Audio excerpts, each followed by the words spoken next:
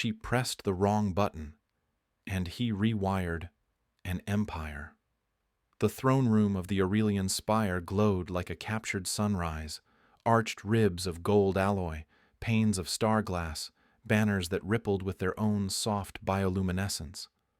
At the center sat Princess Vera Cathal, spine straight as a blade, expression carved from the royal mask set, serene, lethal, untouchable. Across from her stood me, Nate Calder, ship systems engineer, possessor of one mismatched toolkit, and a talent for being in the exact spot an empress's relatives least wanted a human. We were there because Her Highness's personal comm torque, an ornate gold and amber clasp at her collarbone, had just broadcast my maintenance request straight into the throne hall's ceremonial speakers, which was how a simple, do you mind if I power cycle the throne grid, echoed over 40 meters of imperial dignity. Every guard drew a breath in unison. Vera's luminous eyes, violet on violet, huge and precise, snapped to me. You, human, you will be removed. She laid her fingers on the collar charm and pressed, furious and queenly and very, very sure of herself. Nothing happened. She pressed again, still nothing. Her pupils widened by a hair, which I filed away as the royal equivalent of panic. She pressed the gem harder, then harder still, until the golden latticework creaked. Guards, she said coolly to the air, as though gravity itself took orders. Remove the engineer. It would have been terrifying if her comm had, turned on. I cleared my throat. Your Highness, that button isn't actually a button. Silence went brittle. Her gaze was a meteor. Explain. Designers love symmetry, functionality, less so, I said, padding carefully closer. May I? I kept my hands visible, palms open, like I was approaching a glittering, offended panther. Approach, she said, and there was that knife edge beneath the silk. But choose your next motions with care. I stopped within arm's reach. She smelled faintly of something floral and mineral, like snow on stone. The torque's amber core pulsed, but the status ring, tiny, recessed, was dark. Right, I murmured. You're on ceremonial mode. No one ever taught you the toggles, did they? Her chin lifted. I am quite capable of... With respect, I said. Someone handed you a crown jewel smartphone and never showed you where the power button lives. Those enormous eyes narrowed. What is a smartphone? A tiny, annoying advisor, I said, and reached, slowly, for the clasp. See this seam? That's the haptic ring. You have to pinch and twist, half turn, then hold, until it chirps. It chirped, softly, obediently. The status ring bloomed blue. A dozen helmets twitched. Somewhere, far away in the security wing, a dispatcher yelped as 10 summons stacked, then vanished. Vera stared at me like I had conjured fire. Then, very deliberately, she lifted her hand from the charm. You may stay, she said. Every guard forgot how to blink. I exhaled. Great. While I'm here, I added, because my survival instinct always arrives late to meetings, can I show you how to mute it before you tell a crowded room to drag me out by my ears? Her lips parted. Shock, then outrage, then a faint, reluctant glimmer that might someday evolve into humor. Proceed. I showed her how to pinch twist hold to bring up the microarc menu, how to swipe the inset rune to guard channel, how to double tap for privacy. Her fingers, long, regal, tipped in gold, copied mine. On the second try, she beat the chirp, and the torque replied with a pleased chime. She looked at me over the gleam of her collar. Again. So we did it again, and again. And by the fourth try, the royal mask had hairline fractures. Fine, she said at last, as if granting a mortal a moon. You have prevented your own removal. I'll take it, I said. Also, Your Highness? The throne grid is going to brown out in about 20 minutes if I don't fix a capacitor that's cooking itself to death under your dais. You plan to crawl beneath me while court is in session. Plan is a strong word, I said, but yes. A ripple, like amusement drowned in ice. Very well, Nate Calder. Do not set yourself on fire under my chair. My grin arrived without permission. No promises. While a choir of courtiers pretended not to watch, I slid down the dais steps and popped the service hatch. Heat breathed out, carrying the comforting scent of toasted dust and ozone. Somebody had installed the wrong gauge caps in the resonance ladder. It was, how to phrase this for royalty, very bad. Vera shifted on the throne. Even trying to ignore me, she radiated attention. She sat straighter than physics allowed, silver hair falling like poured starlight over shoulders the color of polished amethyst. The picture in the palace library had not prepared me for how alive she looked. The eyes helped. They were always doing math. "Your Highness," I said from under her seat, "do you know what a thermal safety is?" "Of course," she said. "When a system grows too hot, it retreats from harm." "Good. And do you know how to reset one that's tripped?" "It resets itself after the engineers fix their incompetence." Metal clinked. "Follow-up question? Were you taught the manual override?" No answer. I rolled out, met her gaze upside down. "You weren't taught the toggles, not really. You were taught that toggles exist for other people." Something sharp flashed in her face, and then was gone. "You walk the edge of insolence, Mr. Calder. Usually it holds." I sat up, wiped my hands on a rag. "I can keep being your toggle goblin, but that makes you dependent on whoever holds the wrench. Not a good way to run a spire." "A princess is not meant to run a spire," she said. "She is meant to command it. Even better reason to know which seams open when you tug." I held up a heat-scored cap. "Case in point, someone fed cheap parts to your throne." An audible inhale rippled along the walls. Her eyes sharpened. Sabotage? Or procurement with a gambling problem? I replaced the caps with my own spares and reseated the ladder. "Either way, give me a day to inventory everything that keeps you alive." "You request a day." "I request every day," I said, "but I'll settle for one to prove you won't regret letting me teach you where the switches hide." A long beat. She never moved, but the entire room tensed around her decision, like the ship itself held breath. "Guards," she said finally, "clear the hall." They obeyed so quickly it bordered on teleportation. When the great doors sealed, she rose and descended the steps, stopping one pace away.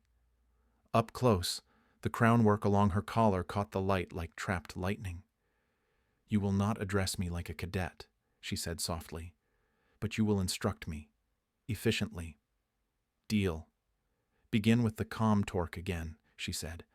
"I prefer to master the instrument that nearly made me a fool." "You were never close," I said, and then immediately wanted to bite off my tongue. Complimenting royalty is worse than insulting them. Both smell like manipulation. Her eyes searched my face as if looking for the sale price. Finding none, she lifted her chin. "Show me." I did. And as I taught, she learned like a blade learns a whetstone, fast, focused, hungry for sharpness. By the time I shut the hatch under the throne, she had a private channel set up between us, plus a silent distress ping that only she could trigger. "That is all?" she asked. "For the torque? For today?" I hesitated. "Unless you want to know why your starlight banners keep flickering." She exhaled through her nose, the alien royalty equivalent of sighing. "Proceed, Mr. Toggle Goblin." I grinned again, traitor face that it is. "Yes, Your Highness." Teaching a princess how her own palace worked wasn't in my job description. It also wasn't not in my job description. The Spire's master of protocol, skeletal, offended by oxygen, found us in the East Gallery an hour later and tried to shape reality with frowns. "Your Highness," he said, "your afternoon is reserved for illumination rites." "It is now reserved for illumination," she said without looking up from the light panel I'd coaxed her into opening. "Actual illumination." He sputtered. We ignored him. "Left hand here," I said. "Right hand here. Feel the faint vibration. That's a failing ballast." "I feel nothing," she said, which was unhelpful until 3 seconds later she said, "Now I do." "Good. Toggle 3. The one that looks like an angry beetle." She pressed. The banner's glow steadied, then deepened. Satisfaction flickered across. her features before she crushed it. "Trivial," she said. "Totally," I lied. "Have you ever had coffee?" "Is that a spice or an animal?" "Fuel." I produced a microtherm from my kit, popped 2 capsules, and coaxed a palm-sized brewer into life. The smell, earthy, bitter, filled the corridor. Somewhere a guard audibly swallowed. I poured into 2 collapsible cups. She accepted hers like it might explode, lifted it, and took the tiniest, bravest sip. Her eyes did an entire novella. "This is terrible," she said. "You get used to it," I said. "Like bureaucracy." She sipped again. "I shall monitor my addiction." We kept moving. I taught her which wall panels weren't actually walls. She taught me how not to die of royal etiquette. I showed her where the spire hid its lungs. Intakes, scrubbers, the place's breath became possible. She corrected my vowel on 4 names and 3 worlds. She learned the names of my tools. No, the big one is not the club, it's a breaker bar. And I learned how to walk next to her, 1 step behind and a fraction to the left, close enough that our reflections in the star glass overlapped without ever touching. At dusk cycle, in an empty transit tube that hummed like a sleeping beast, she asked, almost idly, "Why do you insist on teaching me to do these things myself?" "Because power without knowledge makes people cruel by accident," I said, before my audience brain could workshop something safer. She went still. The tube's light washed amethyst across her cheekbones. "Who taught you that?" "My mother," I said. "She ran a recycling yard with 1 rule. If you can't fix what you break, you don't borrow it." She must have been formidable. She wore mechanic's gloves to church. "And now you teach a princess to unscrew her own palace," she murmured, and I couldn't tell if I'd just impressed her or insulted 10 generations. "Just the screws that matter," I said. "The ones that keep you breathing." She inclined her head. "Continue." By the 4th day, we had a rhythm. Morning, her rounds. Afternoon, my audits. Evening, we compared notes in a small star window chamber with 2 chairs and a table that kept refilling our cups without being asked. We didn't talk about the tiny gravity tremors, or the way status logs sometimes vanished, or how someone slipped inferior parts into places that would never be seen. We didn't talk about it until it tried to kill us. We were on the mezzanine above the atrium, 3 decks of open air and decorative vines, when the floor decided up was a suggestion. The world bowed. My stomach tried to exit through my ears. Vera stumbled, hands snatching for the balustrade, torque flashing alerts. "Hold the rail!" I barked, and people obeyed without checking who, precisely, had the right to shout at a princess. I slammed my wrist console open. The atrium grav grid had been told to test oscillation. That wasn't a function you accidentally tapped. You had to dig for it and then be dumb on purpose. "Who did this?" she demanded, knuckles pale lavender on the rail. "Working," I said, fingers flying. The override path snaked through 2 legitimate diagnostics, a music subchannel, then a back door that hadn't existed last week. I killed the oscillation. Gravity thunked back into place hard enough to jolt teeth. A chorus of groans and nervous laughter rippled through the atrium. Vera didn't laugh. She looked at me like the question was a blade. "Well?" "Someone who knows your ship," I said. "Someone with access and a belief that you are better embarrassed than safe."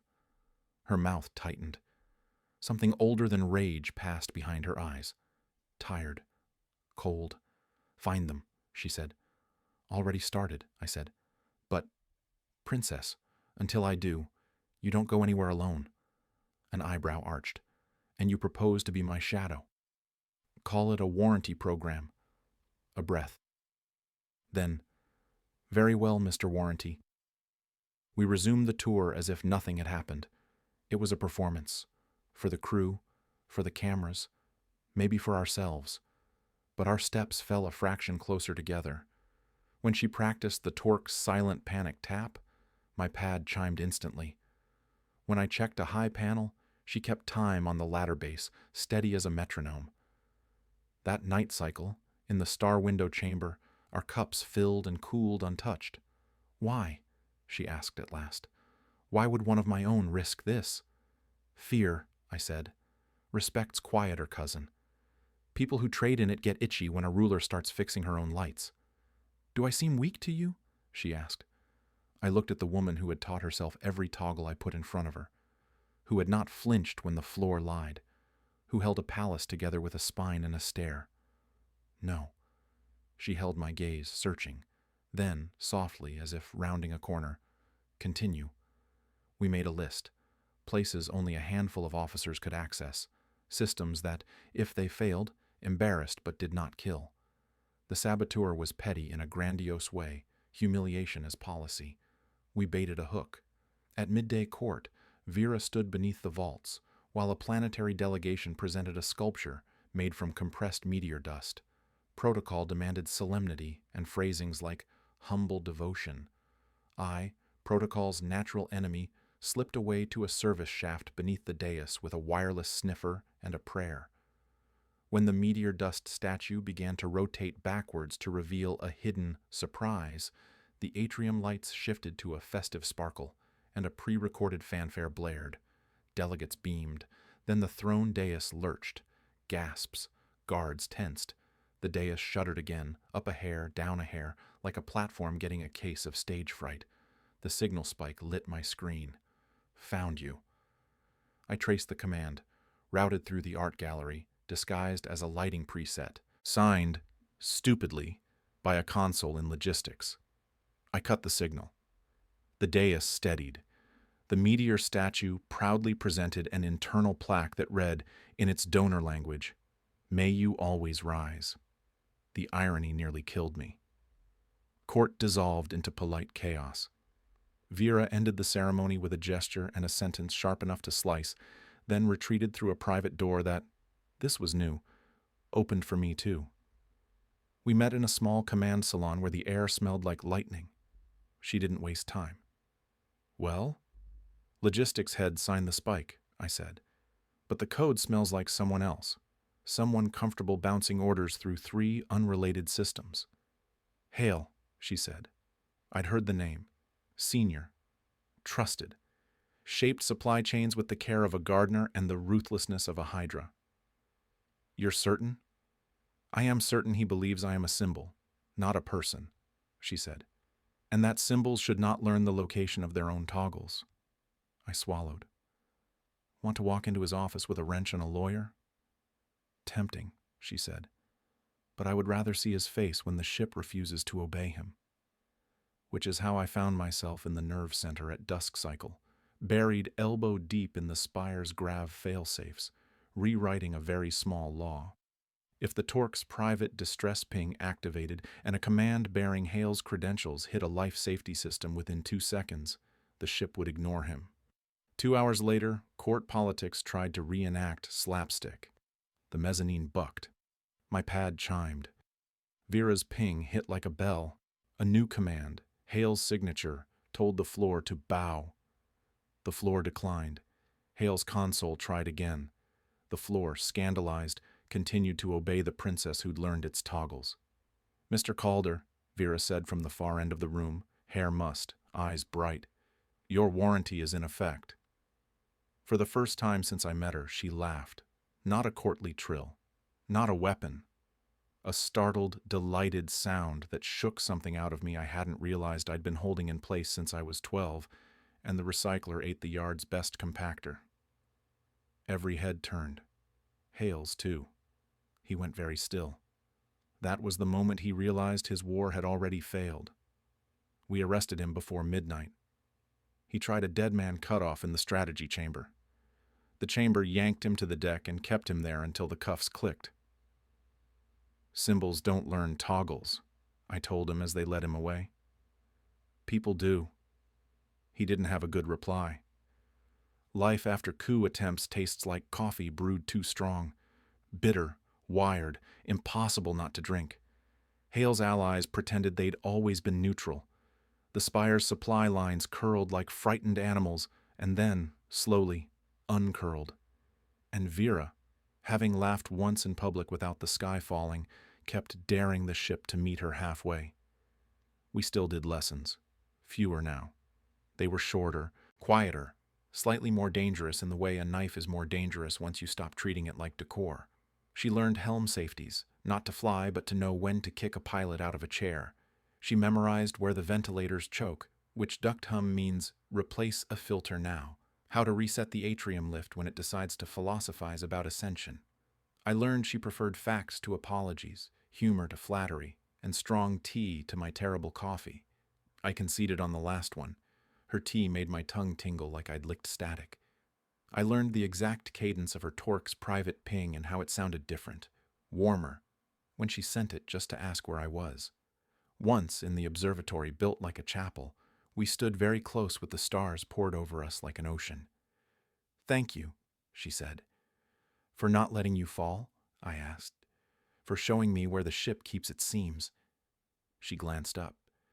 "For treating me as if the knowledge belongs to me." "It does," I said.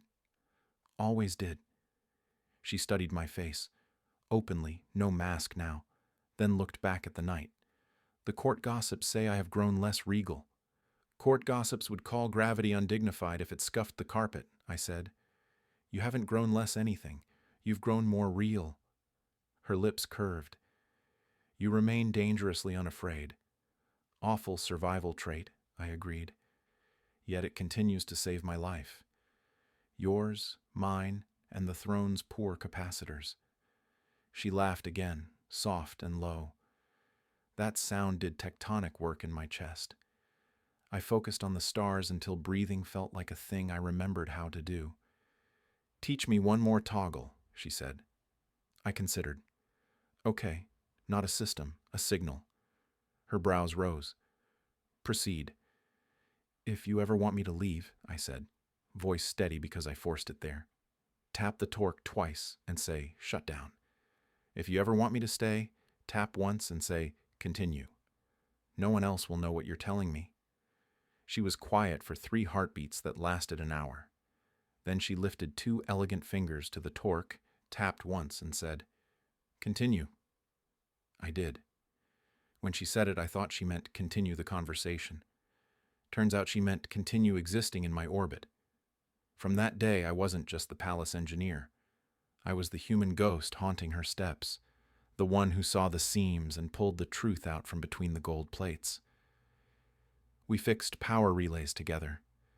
We taught the throne grid not to shock its operator when it got moody.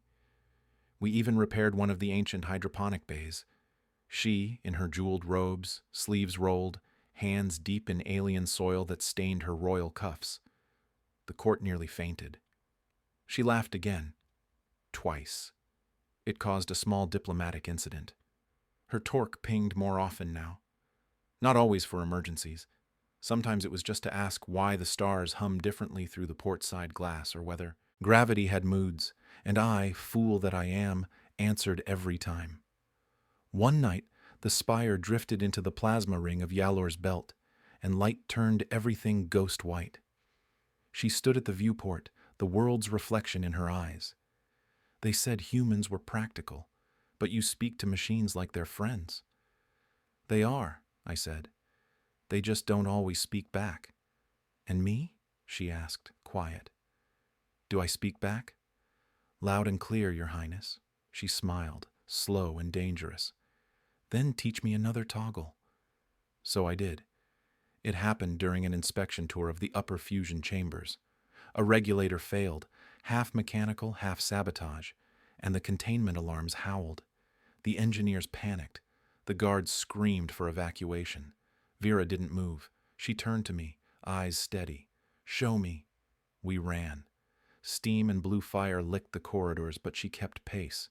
At the control panel, 1,000 glowing glyphs blinked like a nest of angry eyes. She didn't flinch. "Left, valve 2, I shouted. "Right hand on the inhibitor coil. Hold it. Now toggle 6 times, counterclockwise." She did. Sparks kissed her wrists. Her torque flared gold. The humming deepened, then steadied. The alarms died. Silence hit harder than the noise. Her hair stuck to her temples, her breathing ragged. But she stood straight, alive, victorious. I said, "You just saved 3,000 people." She said, "You just taught me how." And then, Without a word, she reached out and touched my face, tracing the streak of soot across my cheek with one trembling finger. "This," she whispered, "is why the spire listens to you." Word of her actions spread faster than plasma arcs. The people adored her. The nobles despised the optics, royalty elbow-deep in coolant, standing beside a human. They couldn't attack her directly. So they attacked me. An incident in the engine bay. A tool dropped from a suspicious height. A door that failed to seal in vacuum prep. Vera didn't need me to explain. She'd learned the toggles too well. The next time someone tried, they found the spire's command chain rewritten. Every safety system cross-linked to her private credentials, and mine. "Now they can't touch you without touching me," she said. "That's not how monarchies work." "It is now." I tried to protest. She silenced me with a look so sharp it could have sliced hull plating. "Do not argue with your student engineer." And that was that. Weeks passed. The spire began to feel alive again. Lights steadied. Air ran clean. The hum of the engines evened into something like a heartbeat. One night she summoned me to the throne room again, the same one where she'd first failed to call her guards. "This is where you began teaching me," she said. "But I think I have one more lesson for you." She stepped down from the dais, eyes luminous in the amber light. "You told me every machine has a toggle. Every system can be taught to listen." I nodded, unsure. "Yeah, that's true." "Then tell me," Nate called her. She stopped an arm's length away. "What toggle makes the human heart obey?" I laughed, nervous. If I knew that, I'd have a better track record with coworkers. Her hand rose, slow, deliberate, and pressed to my chest, right over the place where the heartbeat betrayed every lie. "Then perhaps," she said, "you should let me find it." Her palm stayed over my heartbeat like a technician gauging a motor by touch. The throne's ambient hum synced to my pulse. The gold filigree around her collar caught a breath of air and trembled. She didn't kiss me. She did something more dangerous. She memorized the rhythm and then stepped back with it. A chime from her torque speared the moment. She looked down, the royal mask sliding back into place. "Dawn Council," she said. "They will demand I return to ceremony and leave you to ducts and dust." "Ceremony's allergic to me," I said. "Ducts and dust love me. We'll survive." "We will do better than survive." She traced a circle on the air with one finger. Habit, thinking. "Tomorrow, I want you at my left in the chamber." "That's not a seat they give engineers. That's why it must be yours." She left on that, because royalty never ends conversations. Royalty leaves people hanging and calls it architecture. I stood alone in the empty throne room, breathing like a startled animal, trying to decide if I'd just been promoted, doomed, or both. Sleep arrived like a malfunctioning elevator, late and loud. When it finally opened, Dawn was already pacing the corridor. The council chamber was all edges, 12 raised seats set into a ring like a predator's grin, floor a polished mirror that made everyone look like they were standing on thin ice. Vera entered in imperial white, her hair braided with thin bands of copper that caught the room's light and threw it back sharper. I walked 2 paces behind and half left, a compromise between my station and her stubbornness, and took a position at the foot of her seat, not quite equal, not quite servile. I could feel the noble's attention like a heat lamp. The high curator stood, robes hissing. "Princess Vera, the council acknowledges your innovations in the palace. We require assurance that your recent lessons will remain within ceremonial bounds." Vera sat, the torque gleaming like a tame sun. "Ceremony is a mask. Systems are bones. I prefer bones that hold." Murmurs. The curator's mouth flattened. "You appear to think the ship is your toy." "It is my responsibility," she said, "which is why it will no longer obey commands that endanger it." "What commands would those be?" A barbed question. Casual poison. "The ones that tell gravity to bow during court to embarrass a princess," I said before my brain caught up. A dozen gazes pivoted, to me like turrets. Vera didn't look, but her voice thinned with frost. Engineer Calder speaks with my permission. You give a human leave to speak of royal protocol? Said a counselor with jeweled ears and an expression like spoiled milk. I give my people leave to breathe clean air and walk stable floors, she said. If protocol interferes with that, protocol will be repaired. The curator's smile cracked. Bold words from a child who only lately discovered the speaking end of a comm clasp. Vera tilted her head. The amber at her collar warmed. Would you like a lesson? She asked. I am an eager teacher. Silence clanged. The curator sat. The chamber's ventilation whispered a relieved sigh. We spent the next hour with the council naming concerns and Vera naming systems. I slipped her data across a private channel, quiet ping, short notes, while she demolished each argument with a diagram and a line of logs. The longer it went, the taller she seemed to sit, as if understanding lent her inches. By the end, they had nothing except their pride, and even that looked wobbly. When the session adjourned, the nobles swarmed to murmur and circle like sharks who had misplaced their water. Vera cut through them with a nod sharp enough to shave. In the corridor, away from watching eyes, she stopped. You interrupted the curator, she said. I did, I said. And I'm aware that was tantamount to juggling knives over a fuel line. Don't do it again. She held my gaze, and the reprimand mellowed into something else. Unless I need you to. Understood. A breath. Thank you. Always. She looked as if she might put her hand to my chest again. Instead, she straightened. We're not done. If I were a coward with credentials, I would not show my hand in council. I would show it in systems. Her mouth curved. Let's go listen where the ship speaks. The palace learned us. That's not a statement I would have believed 3 months earlier, but machines adapt to hands and halls adapt to feet. We changed our routes so often the routing AI began predicting our next turn. It started turning lights on a breath before we entered. Vera pretended not to notice, which is how royalty says thank you to architecture. We made a pact with each shift lead. No more rituals that replaced practice. She brought captains down from crystal offices to stand ankle-deep in coolant. I brought techs up to touch the polished rail of the throne and told them the name of each stitch in the grid under it. Names are how you keep a thing, my mother had said. Know them and you can find the screws in the dark. Vera cataloged everything. She didn't just learn, she cross-wired. The way a ballast hums at failure matches the tremor in the North Transit, she'd say, brow furrowed. The way the atrium vents exhale at dusk cycle mirrors the cadence of the emergency lift when overloaded. You're building a symphony, I told her once. She considered. A symphony a child can conduct.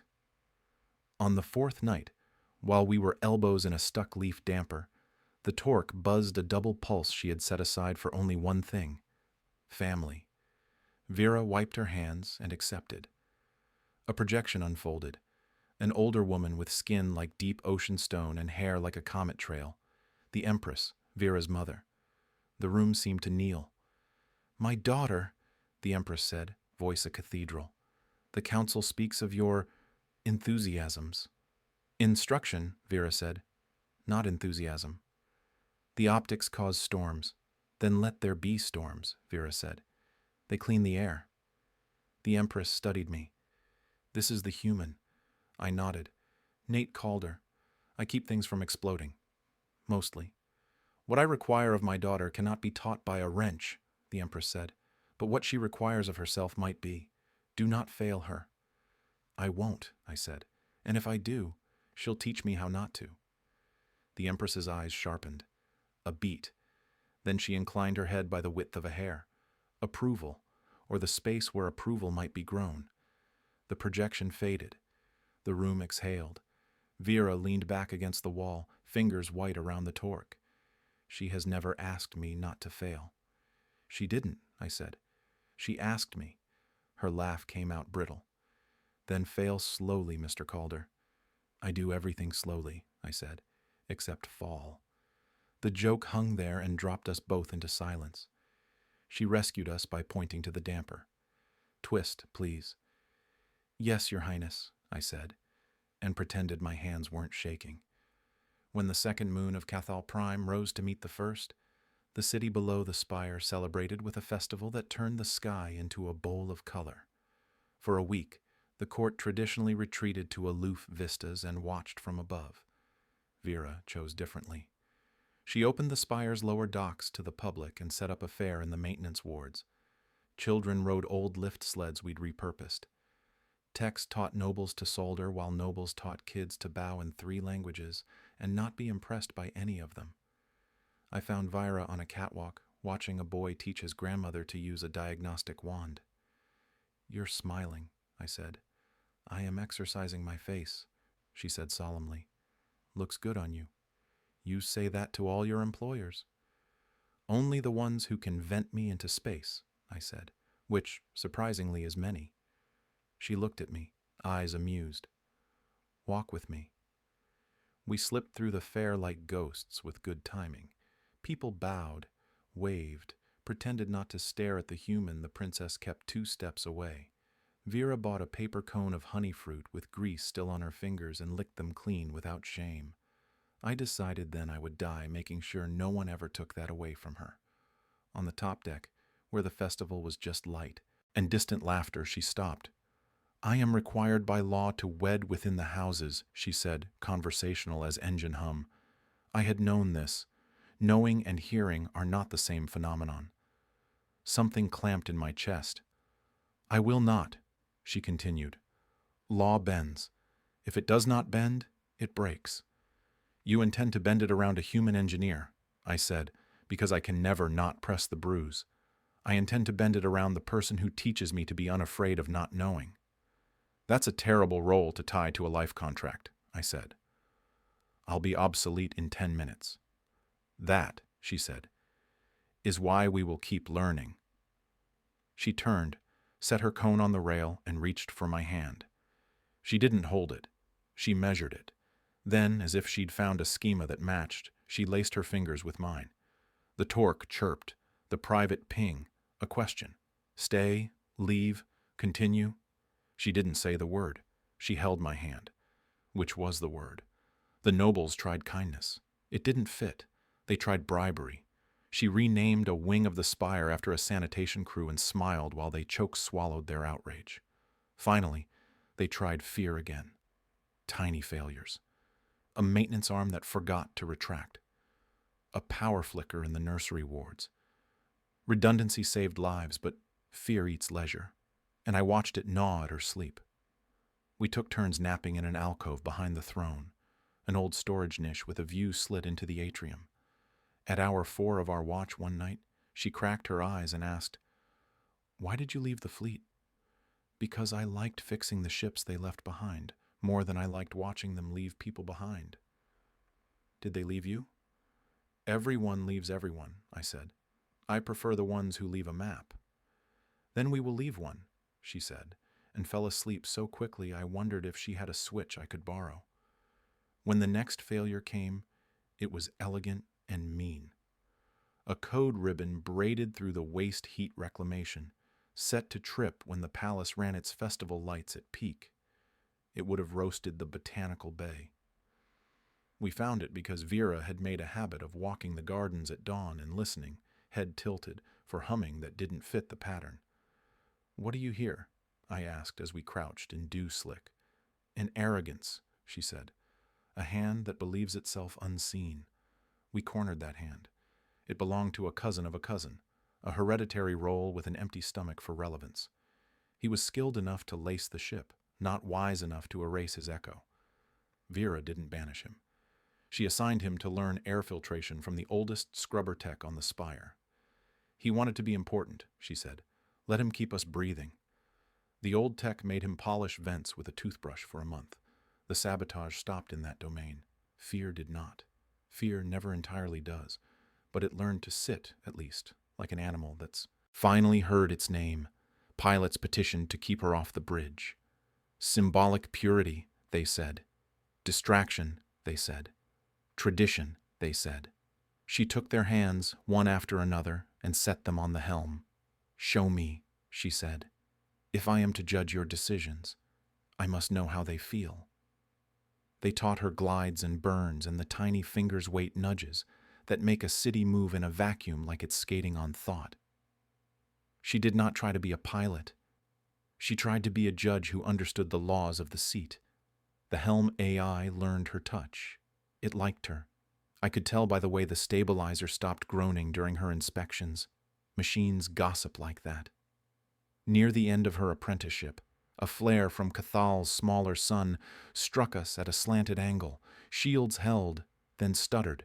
The bridge's lights went winter. I caught a rail and tasted metal. "Stabilizer bank 6, a pilot cried. Vera didn't ask permission. She stepped to the auxiliary helm, fingers a blur, voice low. Bleed 3% to the dorsal grid. Open bay vents Q and R to bleed heat. Seal aft 2 and reroute now. The ship obeyed. The flare became a story instead of a memorial. When the lights steadied, the bridge looked at her as if a statue had climbed off its plinth, stolen their day, and handed it back improved. She lifted her hands from the controls and looked at me. I felt it like a shout. Pride, terror, a question, a warmth. I nodded once and forgot how to swallow. After, alone in the lift, she leaned her head against the wall. "I wanted to throw up," she said. "That's how you know you did it right," I said. "I thought courage was a clean thing." "It's a very messy thing," I said. "The messiest." She laughed, breathless. "It suits me. It does." She didn't kiss me. She pressed her forehead to mine. The lift hummed like an orchestra tuning, waiting for a conductor who wasn't afraid of messy. The Empress came in person. Ceremony did its hysterical best. It polished everything so hard the air squeaked. The day she arrived, the spire became a blade. The world outside held its breath. Vera met her mother on the docking concourse. I stood a respectful distance away in case tradition bit. The Empress approached without guards. She looked at her daughter as if measuring weight and found it new and correct. "You have been busy." "Yes," Vera said. "Your council hates you." "They fear me," she corrected. "For the first time for a reason I respect." The Empress's gaze moved to me. "Human." "Ma'am," I said, "because every culture understands ma'am." She walked past me into a maintenance corridor. Vera followed. So did I, because I am bad at reading rooms when they contain two apex predators who both care about me. In the bowels of the spire, the Empress ran her hand along a pipe until her palm came away gray. "You are dirty," she said to Vera. "Yes." "Good," said the Empress. "Now show me where it hurts." For 3 hours, mother and daughter walked the ship. Vera showed her seams and stitches, and the places still bruised. The Empress said little. She listened like a general and a grandmother at once. At last, in the old star window chamber, she spoke. "I will not remove your engineer. The story would become too small without him." Vera closed her eyes. I let out a sound that wanted to be a laugh and a sob and settled for a cough. The Empress pinned me with a look. "Do not mistake this for approval. It is a wager." "On what odds?" I asked, because I never know when not to die. "On whether my daughter can teach an empire to love being taught," she said. "If she can, you will remain incidental. If she cannot, nothing will save you." "Incidental's my favorite title," I said. "For a man who keeps moving the center of gravity," she said, "you lie badly." She left us alone with a ship that suddenly felt lighter and heavier at once. "Incidental," Vera said, tasting the word. "I shall embroider it on your jacket." "Spare my jacket," I said. "Embroider it on my grav boots." She smiled in the place that only I saw. "Done." I avoid vac walks the way sane people avoid venomous pets. Vera loved them the way a dog loves sticking its head out of a moving car. "Perspective," she said, sealing her helmet. "Death by perspective," I muttered, locking mine. We stepped onto the exterior catwalk, the hull curving away to a black so complete it felt like a touch. Cathal Prime flared beneath us, a coin of clouds and night. The spire's skin thrummed under our boots. "Teach me," she said over comm. "Step with confidence. Your line is your lifeline. If your boots lose power, you're a kite. Do not be a kite." "Understood." Second lesson, don't look down.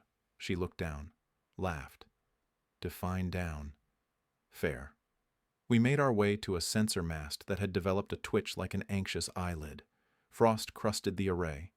The sun caught it and threw rainbows around her helmet. She breathed out a quiet sound. Reverent. Wrench, I said, and she passed it with a grace that made the void feel civilized. Why do you trust me with everything? She asked. I don't trust you with everything, I said. I trust you with everything I want to matter. Is this a confession? It's an architecture, I said. Of a life. She went still enough that the stars seemed to pause. Then build it, she said. Here, with me. Where the vacuum reminds us to choose our air on purpose. I am not romantic enough for you, I said. You are exactly practical enough for me, she said. Do not ruin it by being humble.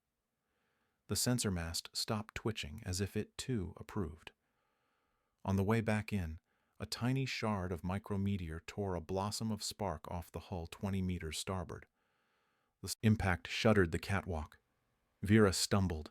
My line went taut as I caught her with a hand on the back of her suit where the life signs glowed. Continue, she said into the comm, voice very small. Continue, I echoed, and we did. Every palace has a god it never acknowledges. The spire's was air. It fed us, lifted our voices, cooled the anger of engines. And one day, for 16 seconds, it quit. It wasn't a suffocation. No dramatic gasps. It was a stillness that made bodies remember caves and water and the animal before language. Fans stopped. Vent shutters froze. The sound of life broke and everyone heard the break. We were in the Eastern Archive. Book solder and oil and the papery smell of old plastic sighed around us as the silence hit. I didn't think. I ran. Vera ran with me.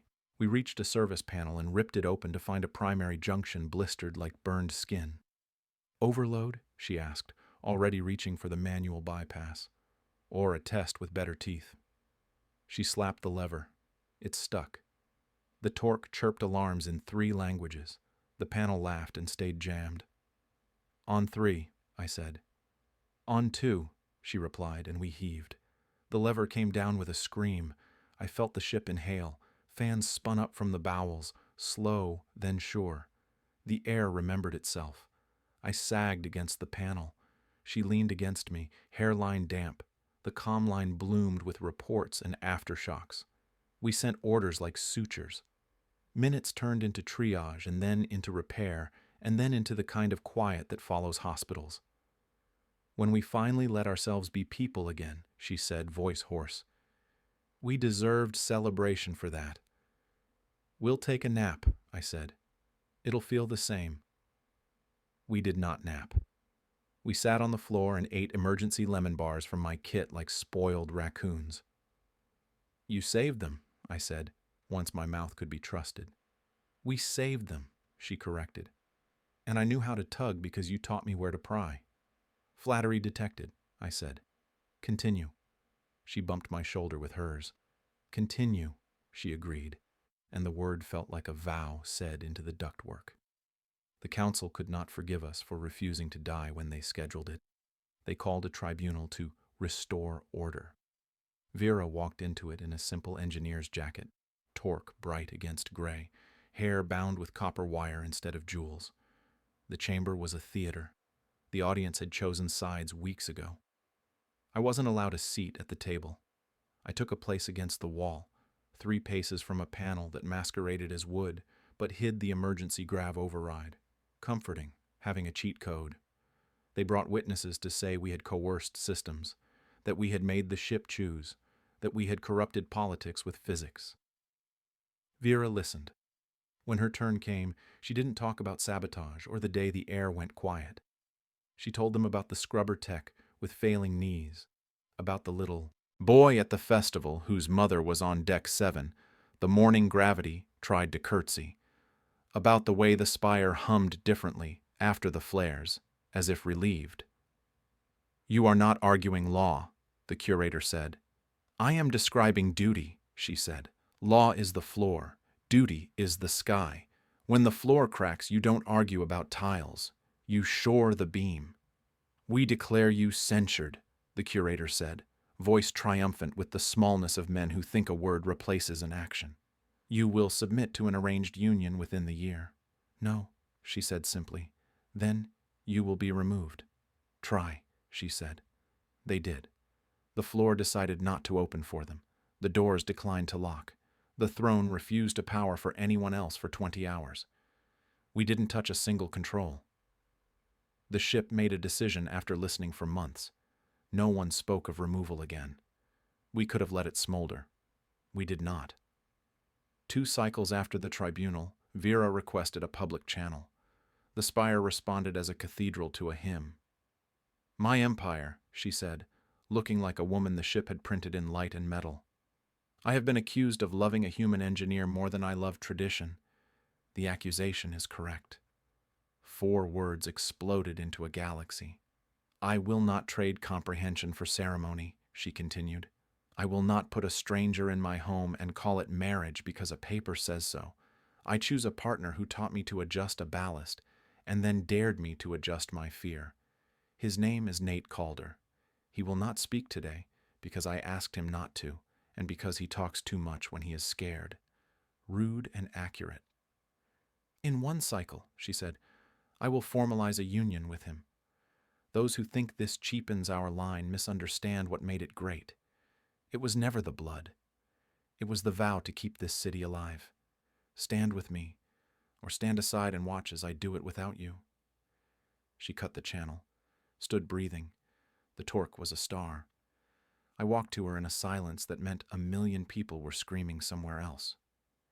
Are you sure? I asked. No, she said, but I am decided.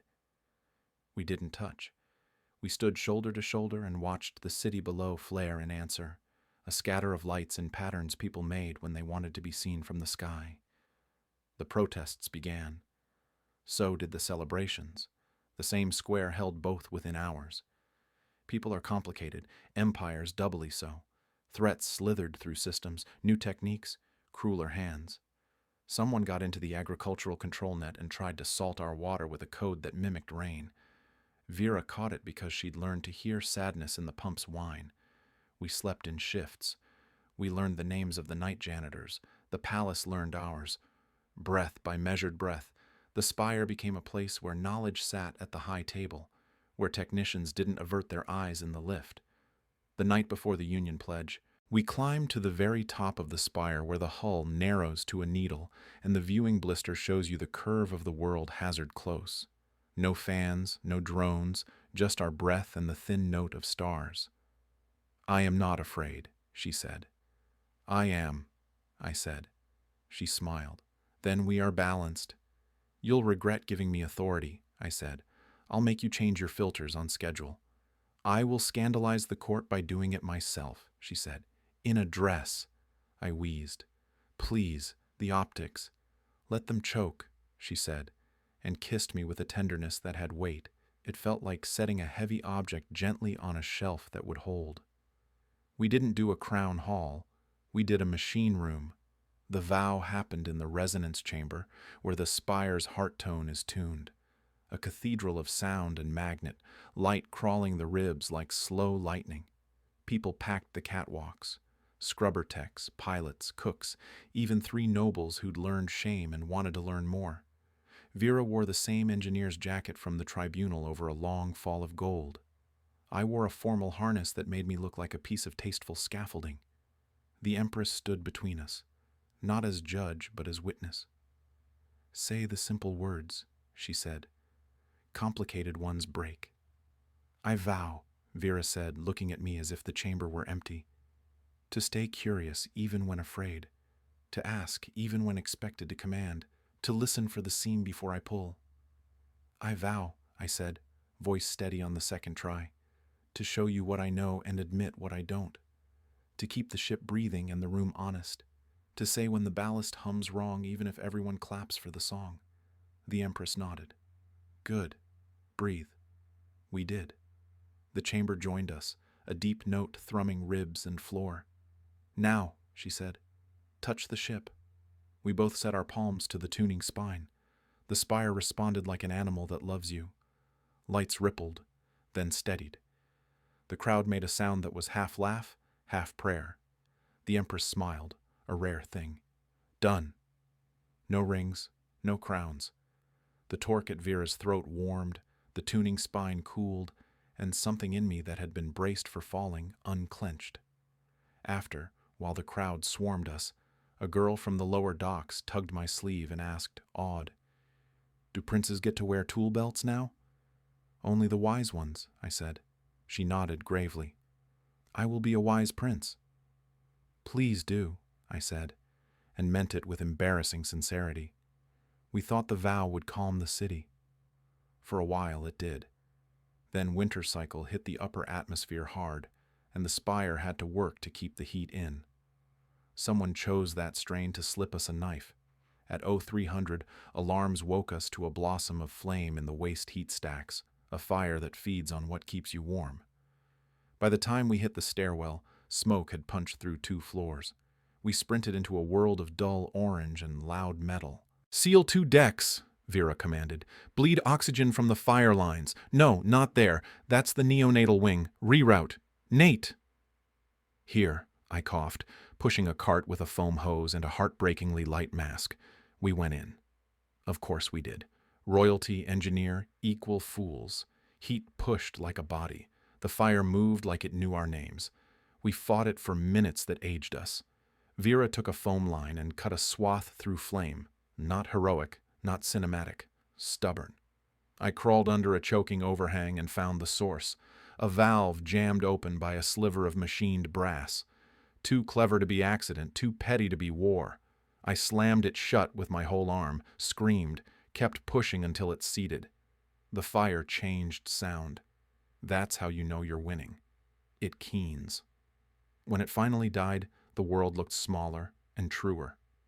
We sat on the floor, backs against a bulkhead, masks off, smelling like chemical lemons and bad decisions.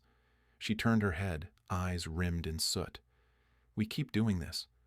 Breathing? Choosing. Same thing," I said. She laughed, then winced. "I think I incinerated my dignity." "Looked good on fire," I said.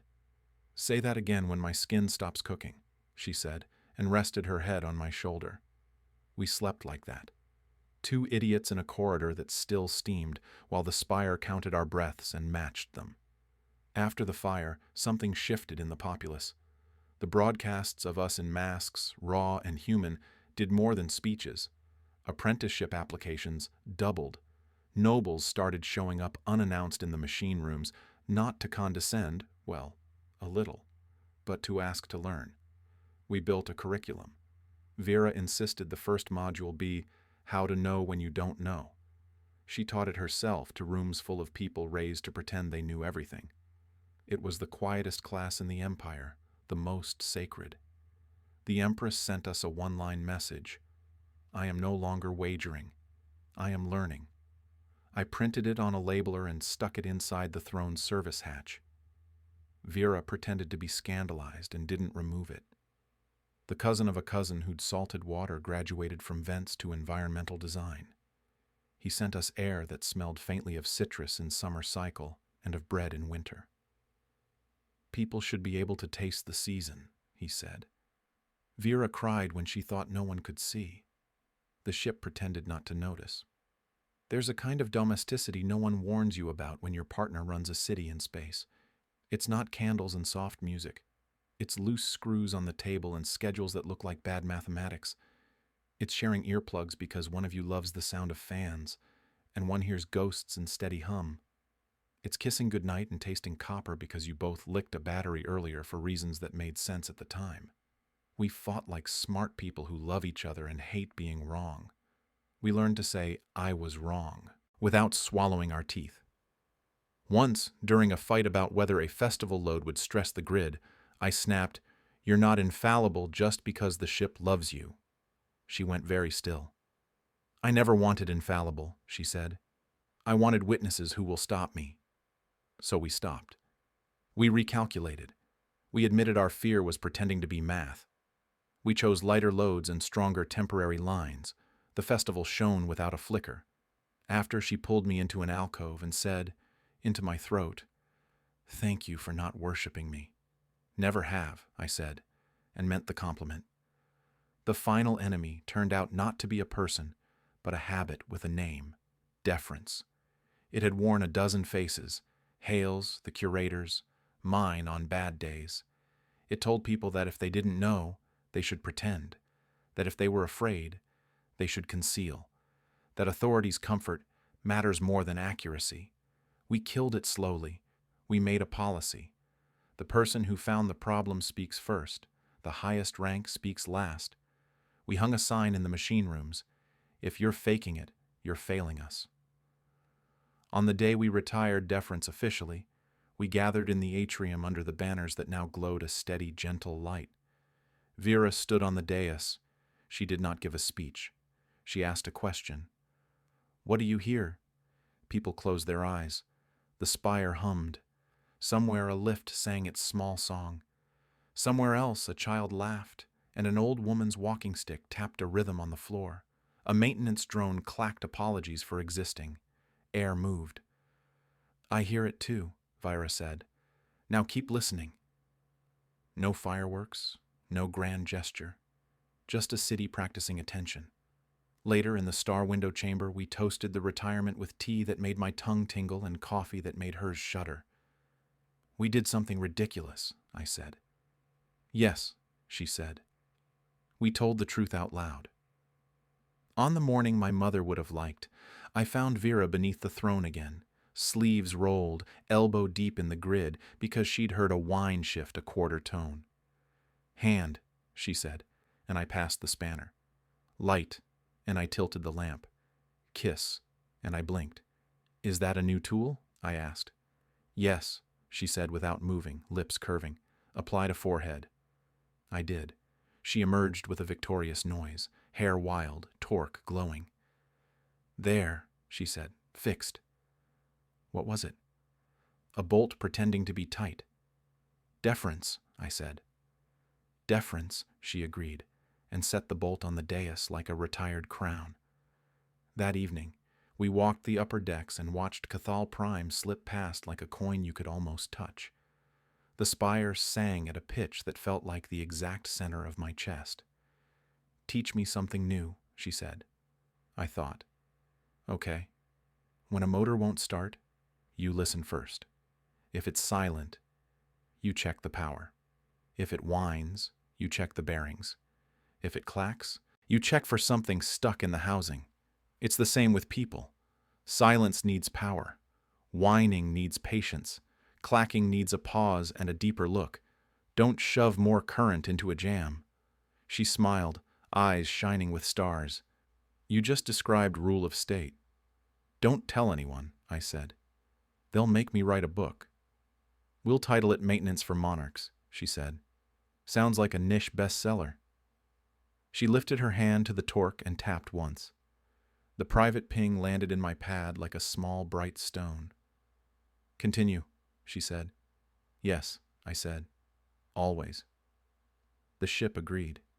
You could hear it in the way the fan spun, in the way the doors opened at exactly the right moment, in the way a city, taught to love learning, exhaled together like a single enormous heart. And when people tell the story later, how a princess learned the toggles of her throne, how a human engineer learned the toggles of his fear, they always ask for the ending. There isn't one. There's only the command she gave me in a room full of gold and wires, and the command I keep giving back all our long life: continue. The end.